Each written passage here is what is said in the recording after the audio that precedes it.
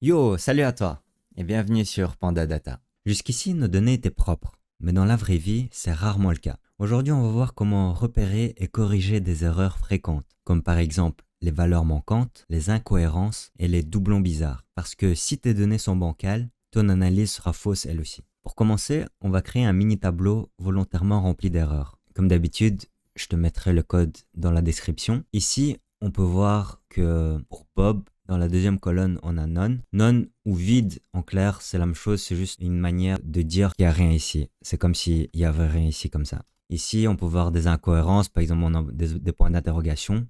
Et ici, on a un âge négatif. On va créer notre data frame avec la structure data. La première colonne va s'appeler nom, la deuxième colonne âge et la troisième pays. Et on va faire un dev show de tout ça. On va exécuter ça et on voit bien donc que pour Bob, on a nul, non ou nul, en clair c'est la même chose. On a bien pour le pays de Camille des points d'interrogation et pour l'âge de David, on a -5. Ce qu'on va commencer par faire, c'est supprimer les lignes avec les valeurs manquantes. Du coup, ici Bob et la dernière ligne, on va les supprimer. Ce qu'on va faire pour ça, c'est créer un nouveau data frame. Def no missing pour en clair dire qu'on prend que les valeurs qui ne sont pas manquantes. Puis ce qu'on va faire, c'est def na.drop et on va faire def no missing.show pour afficher le contenu du nouveau data frame. Et on voit donc bien que la deuxième ligne et la dernière ligne ont disparu. On n'a plus que Alice, Camille et David. Ce qu'on va faire ensuite, c'est remplir par une valeur par défaut. Du coup, on va dire que dans un autre scénario, on n'a plus envie de supprimer ces deux lignes-là, mais on a envie juste de remplacer les valeurs qui sont nulles. Pour ça, ce qu'on va faire, c'est def fill, ce sera le nom de notre data frame. Et pour ça, ce qu'on va mettre dedans, def na.fill, ce qu'on va mettre dedans, c'est nom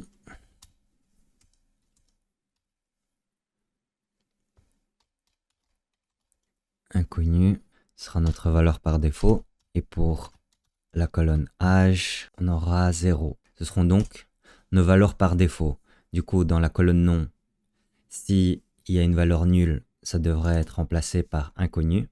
Et l'âge, si jamais il est nul, il devrait être remplacé par 0. On va ensuite faire un def fill.show pour à nouveau afficher le contenu. Et on voit donc bien les 5 lignes de départ avec Bob qui maintenant n'a plus l'âge nul, il a 0 comme on l'a indiqué ici.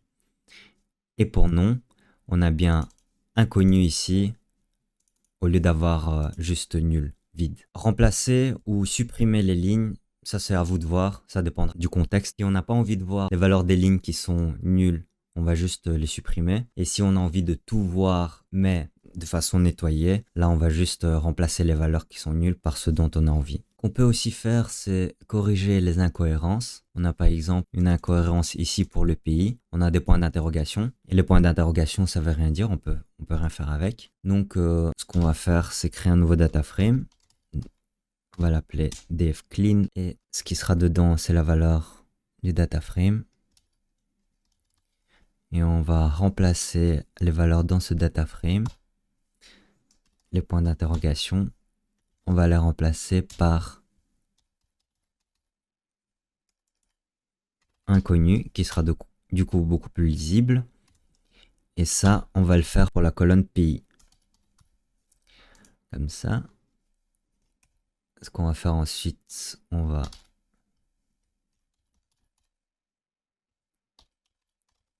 afficher le contenu de ce nouveau data frame. Et on voit bien donc que à la place des points d'interrogation ici, on a inconnu pour le pays de Camille. Avec le point replace, on peut donc recoder facilement les valeurs. On peut recoder même les valeurs, par exemple FR, BE, si jamais le contexte le demande. On peut voir ensuite ici qu'on a aussi un âge qui est négatif. On a un âge nul, mais aussi un âge négatif. Et un âge négatif, c'est impossible. Du coup, ce qu'on va faire, c'est corriger ça aussi. On va importer une fonction de Spark pour ça.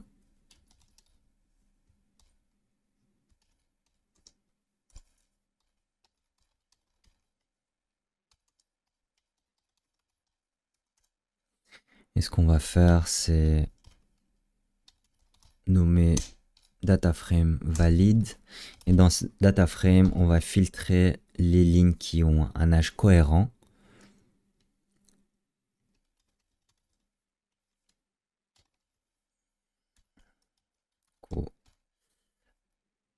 On filtre sur la colonne âge. Et on va prendre que l'âge plus grand ou égal à 0. Ensuite, on va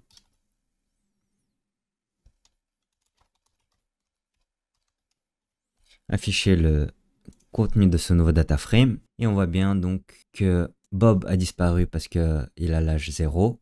Et David a disparu aussi parce qu'il a l'âge négatif. On a donc que Alice, Camille et inconnu.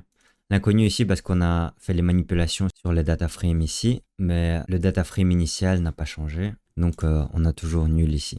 Dans un vrai projet, on va pas faire toutes ces manipulations séparément, c'est-à-dire corriger le pays, corriger les lignes qui ont l'âge ou pas, changer le nom ou bien filtrer les lignes qui ont seulement le nom rempli. Ce qu'on va faire dans la vraie vie, c'est combiner toutes ces manipulations ensemble pour avoir un dataset propre au final. Du coup, ce qu'on va faire ici, c'est faire plusieurs manipulations à la suite. On va nommer ça dataframe final. On ouvre les parenthèses et à l'intérieur,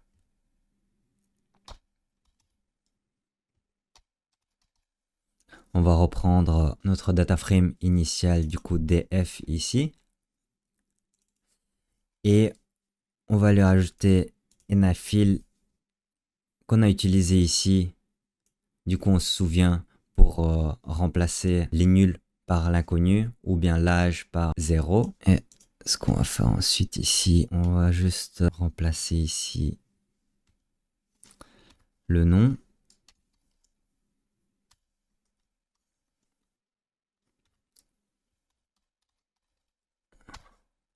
On va pas faire l'âge ici, on va juste faire le nom. Puis ensuite, on va faire replace. Les points d'interrogation, on va les remplacer par inconnu.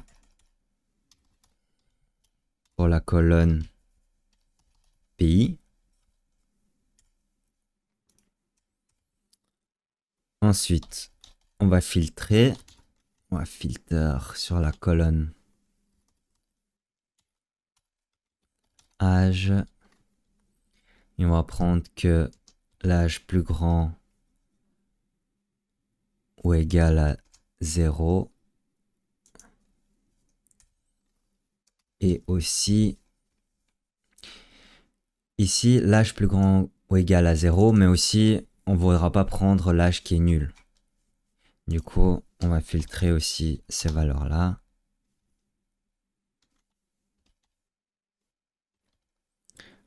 Âge à nouveau. Et on va faire .is. C'est une fonction pour dire qu'on prend les valeurs qui ne sont pas nulles.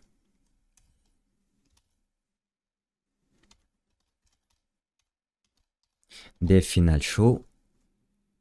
Point show, pardon. On va afficher le contenu de ce data frame et on voit bien donc que le nom a été remplacé. Ici on peut voir qu'il y avait une apostrophe. Voilà, maintenant c'est plus propre. On a inconnu qui a remplacé les valeurs nulles pour nom. On a inconnu qui a remplacé les points d'interrogation pour pays. Et donc on a filtré ici Bob et David. Bob et David qui ne s'affichent plus parce que leur âge est soit négatif ou soit il est nul. Un collègue m'a dit un jour, 80% du boulot en data c'est nettoyer, les 20% restants c'est raconter une histoire avec ce qui reste. Et franchement c'est souvent vrai. C'est très important d'avoir des données propres parce que si au final vous avez des données comme ça, vous pouvez pas faire grand chose parce qu'on peut pas trier sur l'âge, on peut pas sélectionner une certaine personne, on peut pas regrouper par pays parce que tout simplement les données ne sont pas propres. Mais par contre, si on a quelque chose de ce genre-là, même si c'est inconnu, par exemple, on peut filtrer tous les pays qui sont inconnus et alors on peut savoir que par exemple Camille est dans le pays inconnu et il y aura d'autres valeurs dans ce genre-là. Bravo, tu viens de voir comment corriger les erreurs dans un data frame. Tu as pu voir comment supprimer ou remplir les valeurs manquantes, remplacer les incohérences, filtrer les erreurs logiques. Dans la prochaine vidéo, on va faire un mini projet pratique. Prendre un dataset brut, créer un premier rapport lisible avec Databricks. Merci et à bientôt sur Panda Data.